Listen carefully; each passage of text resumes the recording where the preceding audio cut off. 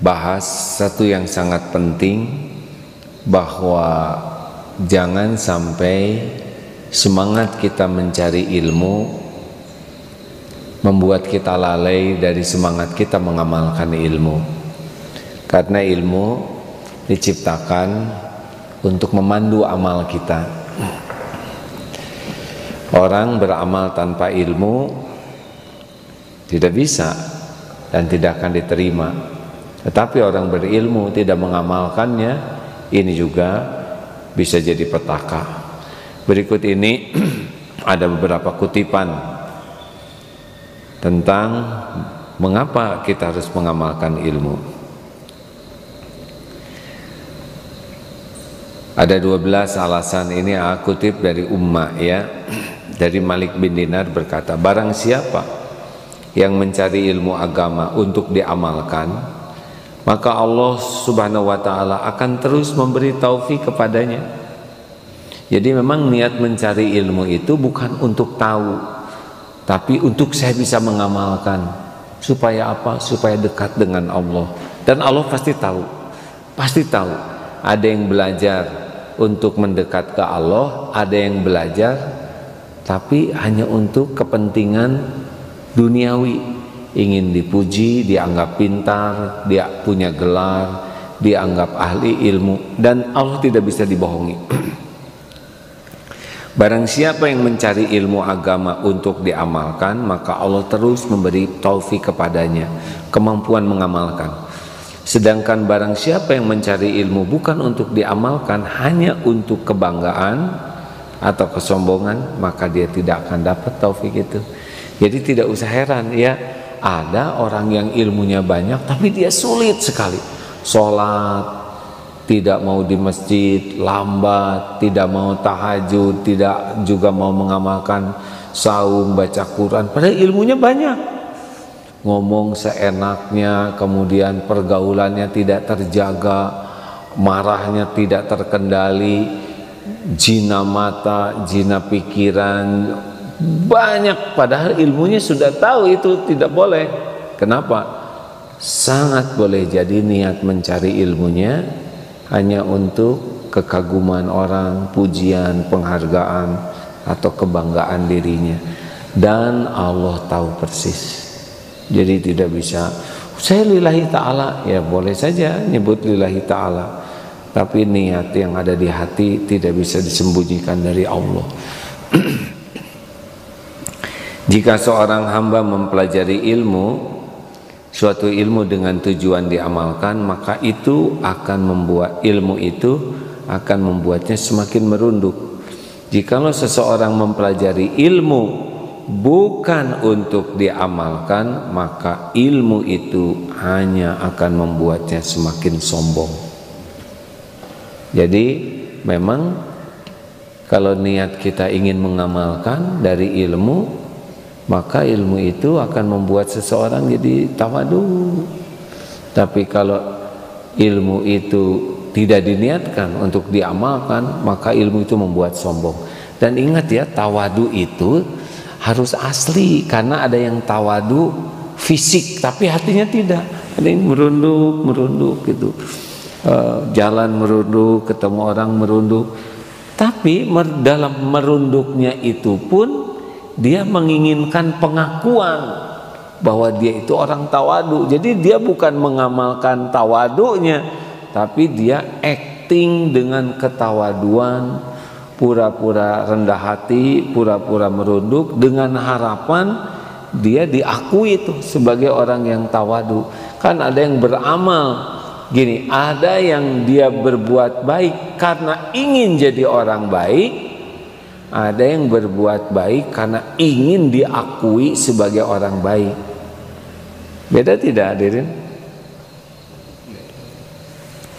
Jadi jangan terkecoh oleh kita yang duduk, misalkan kita pura-pura duduk, ada orang begini, ada para kiai begini, tapi tidak pakai hati penghormatannya tuh ya, hanya dia ingin dinilai orang sebagai orang tawadu. Nah, itu juga sudah sombong ya. Dan lihat yang kurang tawadu, dia akan jengkel. karena dia merasa paling tawadu. Dari Wahab bin Munabbih berkata, permisalan orang memiliki ilmu lantas tidak mengamalkan ilmunya adalah seperti dokter yang memiliki obat tapi dia tidak mau berobat dengannya. Aneh ya. Selanjutnya, ayahku pernah membawaku pada Basil Al-Haris, lalu ia berkata, wahai Abu Nasr, anakku sudah masyhur dengan tulisan hadis dan ia terkenal sebagai orang berilmu. Lantas Basir menasehatiku, wahai anakku, namanya ilmu itu mesti diamalkan. Jika engkau tidak bisa mengamalkan ilmu seluruhnya, amalkanlah 5 dari setiap 200 ilmu. Seperti hanya hitungan zakat dirham 2,5% dari Hilyatul Aulia ya. Jadi memang kita tidak akan bisa seluruhnya. Ilmu haji kita tahu, tapi sekarang haji tidak semudah dulu ya. Selain kita harus mampu juga secara syariat, harus sesuai dengan urutan bisa datang.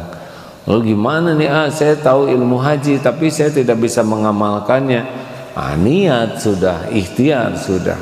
Banyak ilmu yang memang kita memiliki keterbatasan mengamalkannya, tapi jangan pernah tidak ingin mengamalkan.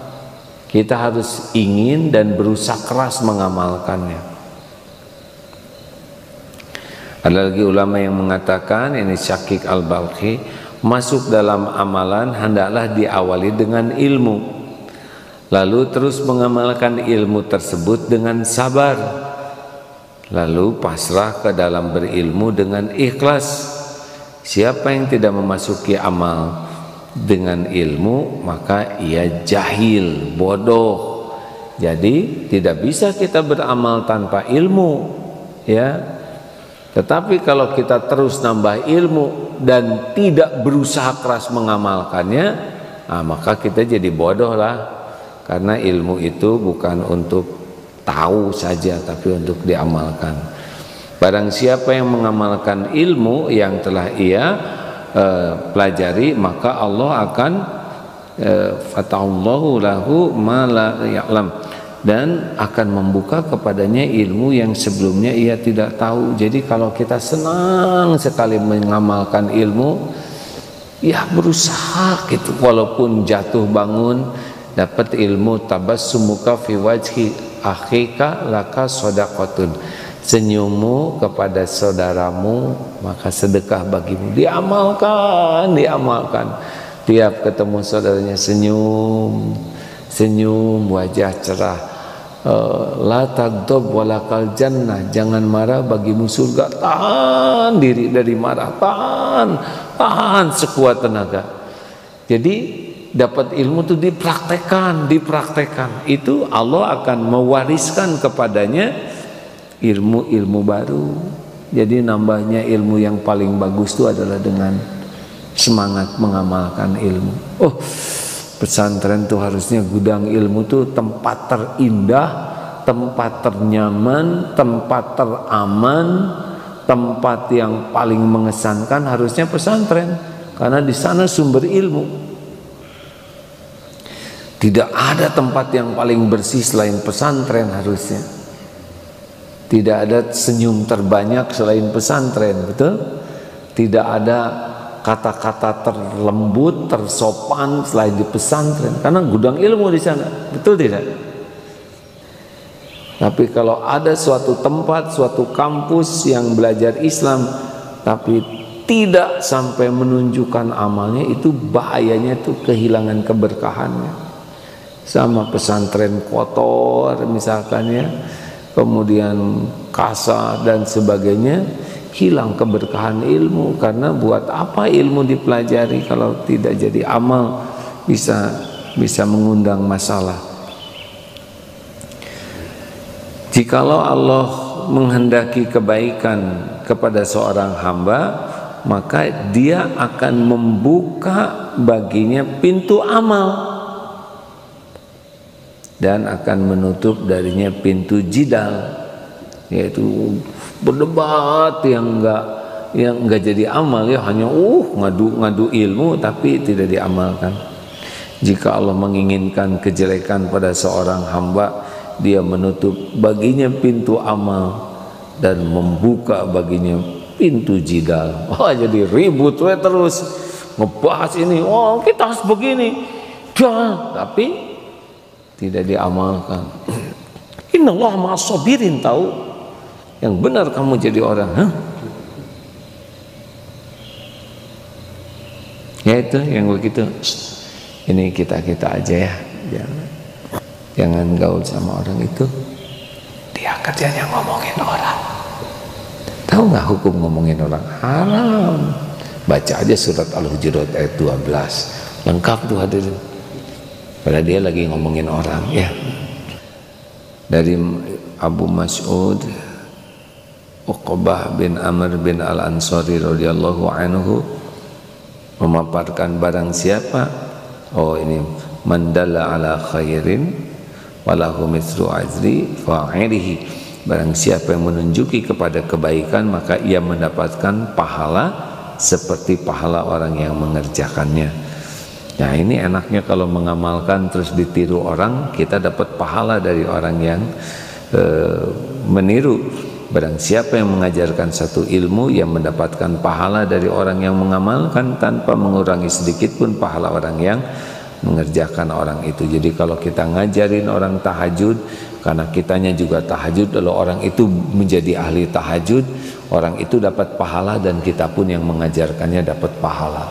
Itulah enaknya jadi para mubaligh, para pendakwah, asal ya dia niatnya benar dan dia mengamalkannya sekuat tenaga. Makanya orang jadi mengamalkan tuh karena kekuatan keikhlasan orang tersebut, ya.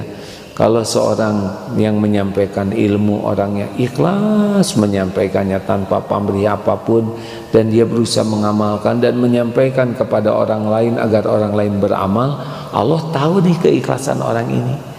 Itu boleh jadi salah satu hadiahnya, orang itu dibuat bisa beramal supaya pahalanya ngalir kepada orang ikhlas itu.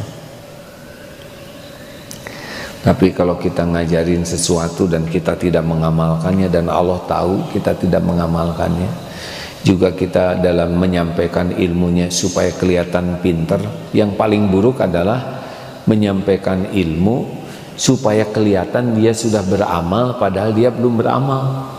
Tahajud sepertiga malam terakhir itu sangat nikmat, kita munajat, air mata bersimbah, nikmat, padahal dia nggak gitu-gitu amat, ya nggak. Tapi dalam ceramahnya itu dia bukan ngajak orang tahajud, walaupun sepertinya ngajak, tapi dia lagi pamer seakan-akan dia sudah jadi ahli tahajud. Saum dong, nikmat tahu saum itu, padahal dia nggak saum, ya. Tapi dia ingin diakui. Jadi dia ngajak orang, tapi tujuannya bukan ngajak, tujuannya memamerkan sesuatu yang dia sendiri tidak melakukannya, tapi dia nyebut-nyebut seakan-akan dia sudah melakukannya. Ini tipu menipu, dan Allah tahu persis kelakuan orang seperti ini. Bahaya. Pertanyaannya gimana dong? Saya belum bisa mengamalkan semua ilmu. Ya, kalau kita belum mengamalkannya dan kita mau ngajak orang, jangan acting seperti yang sudah mengamalkannya. Ayo kita sama-sama, saya juga sebetulnya sedang berusaha ini. Jadi kita jangan seakan-akan udah jadi. Ayo kawan-kawan, kita maksimalkan lagi odojnya, one day one juice. Kan enak begitu, ya.